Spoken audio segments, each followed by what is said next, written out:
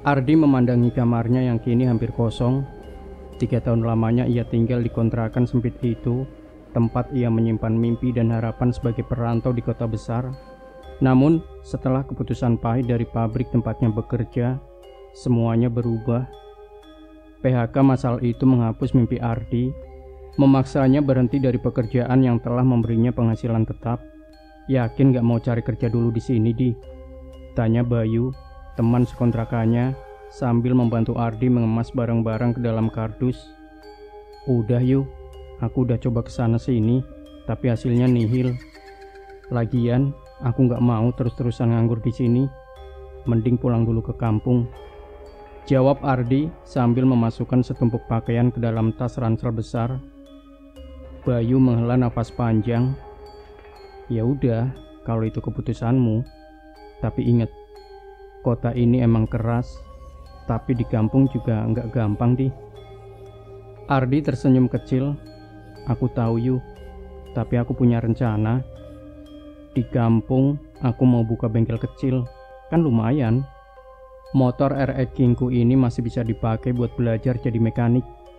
Bayu melirik motor RX King Cobra keluaran tahun 1983 yang terparkir di depan kontrakan. "Motor itu udah kayak nyawamu ya. Dari dulu nggak pernah diganti." Ardi tertawa. "Ini bukan cuma motor Yu, ini sejarah. RX King ini yang nemenin aku sejak SMA, jadi ya wajar kalau aku jaga." Setelah semuanya beres, Ardi memeriksa kembali barang-barangnya. Kardus-kardus yang tak bisa ia bawa dititipkan pada Bayu. Sementara itu, ia memastikan tas ransel di punggungnya dan satu tas besar yang ia ikat di belakang motornya sudah aman. Jam di dinding menunjukkan pukul 3 sore. "Doain aku Yu, semoga lancar di jalan," kata Ardi sebelum menyalakan mesin motornya. "Pasti Di, hati-hati ya, apalagi kalau udah masuk daerah hutan," ujar Bayu dengan nada bercanda meskipun matanya tampak serius. Ardi hanya tertawa kecil. "Dasar Yu, aku gak takut sama yang kayak gitu. Yang penting motorku gak mogok di jalan." Setelah melambaikan tangan, Ardi pun melaju meninggalkan kontrakannya. Suara mesin RX King yang khas mengiringi perjalanannya keluar dari kota besar itu. Langit masih terang saat Ardi melintasi jalan-jalan besar yang sibuk. Kendaraan lain, mulai dari mobil, bis, hingga truk berseliweran di sekitar. Angin sore yang menerpa wajahnya membawa aroma asap kendaraan bercampur bau tanah yang mulai mengering setelah hujan kemarin.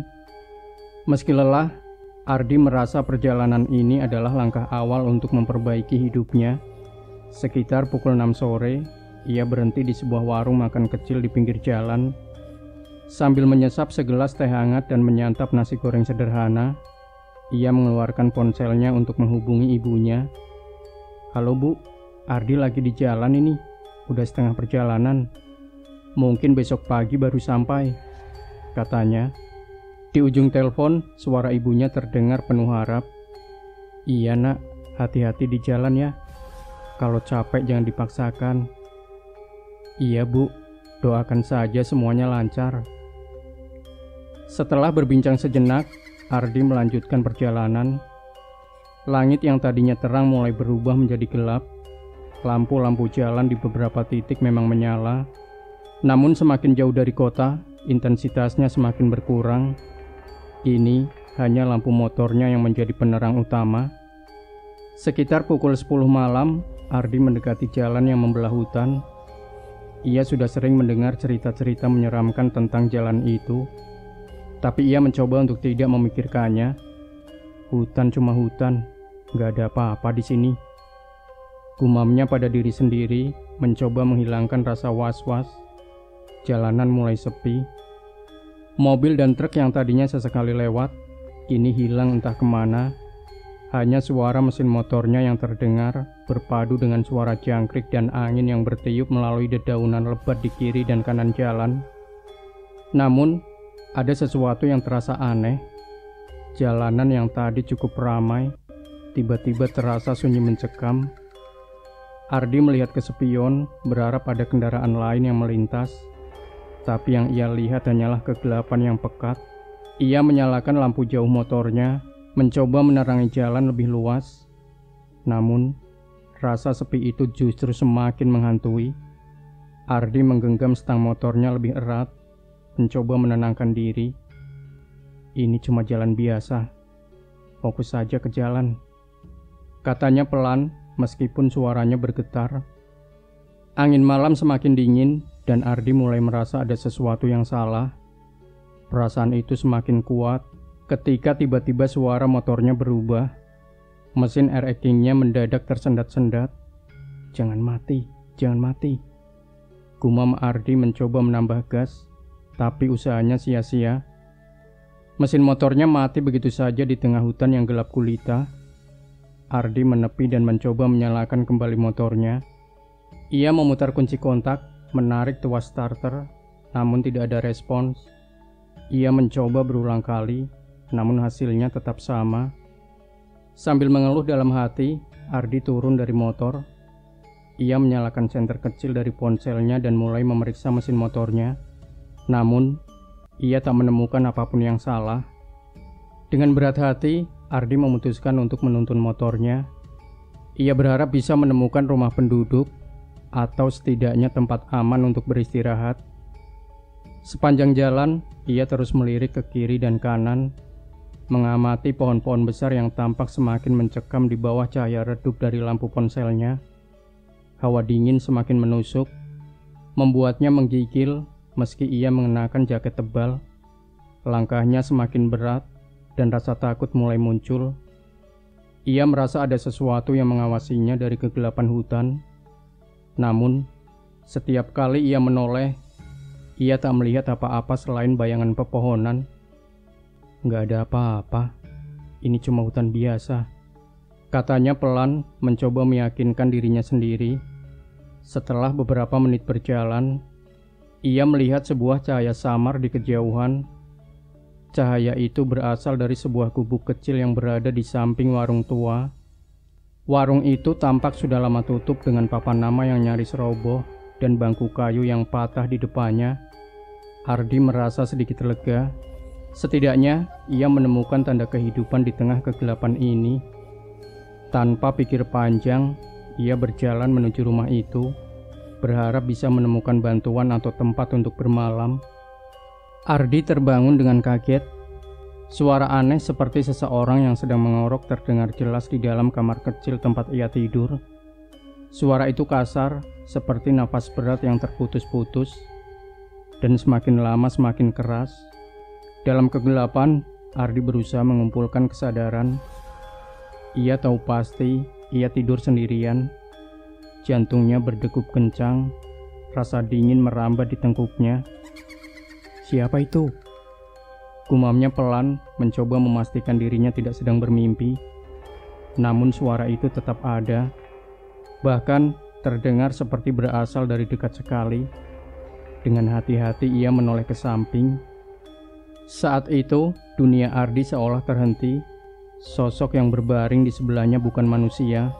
Sebuah pocong tergeletak kaku di tikar yang sama. Tubuhnya dibungkus kain kafan yang sudah kotor, penuh bercak tanah dan darah kering.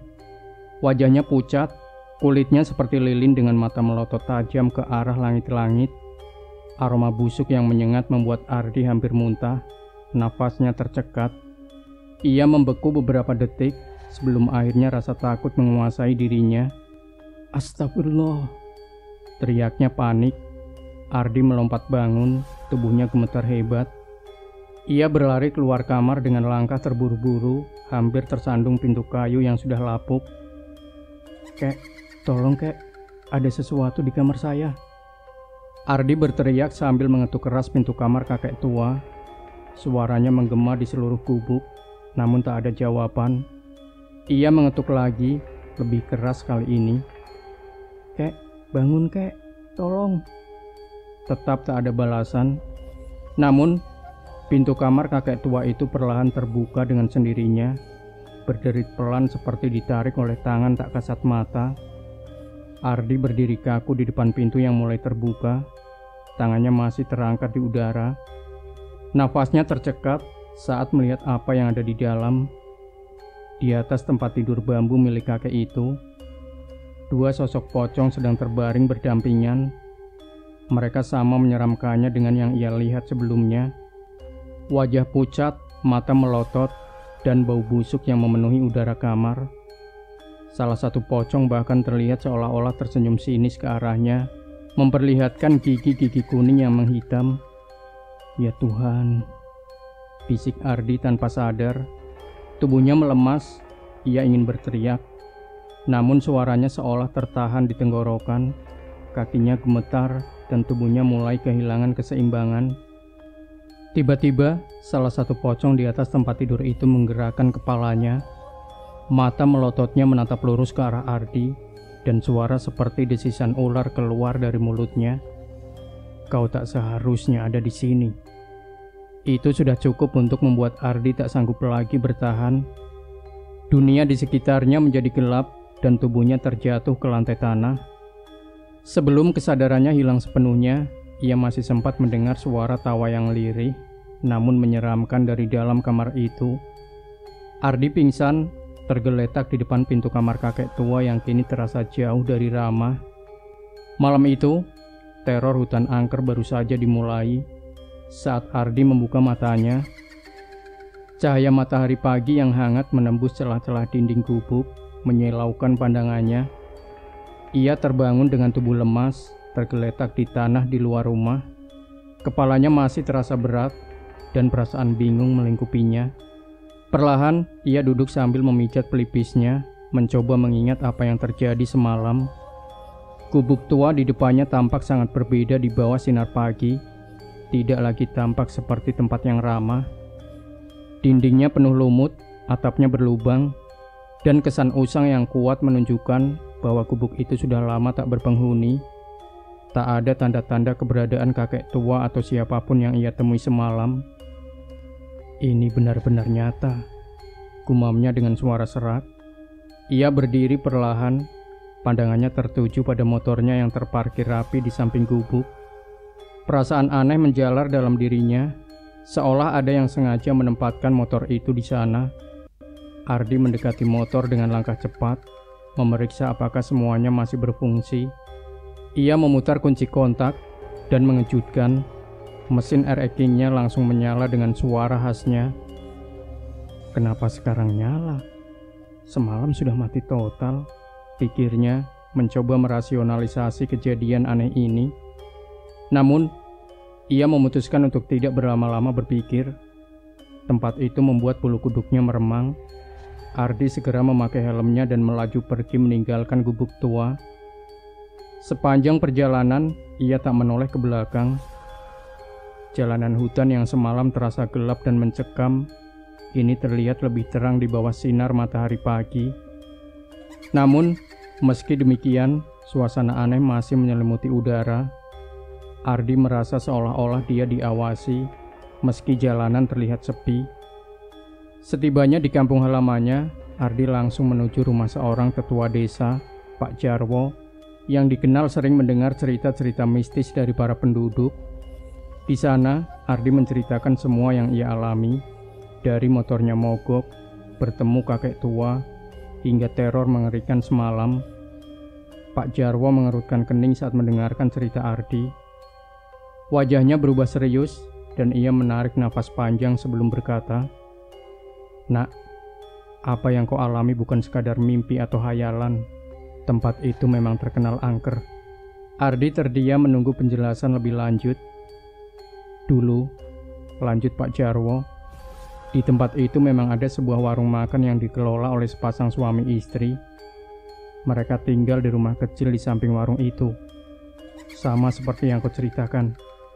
Tapi suatu malam, keduanya ditemukan tewas mengenaskan di rumah mereka.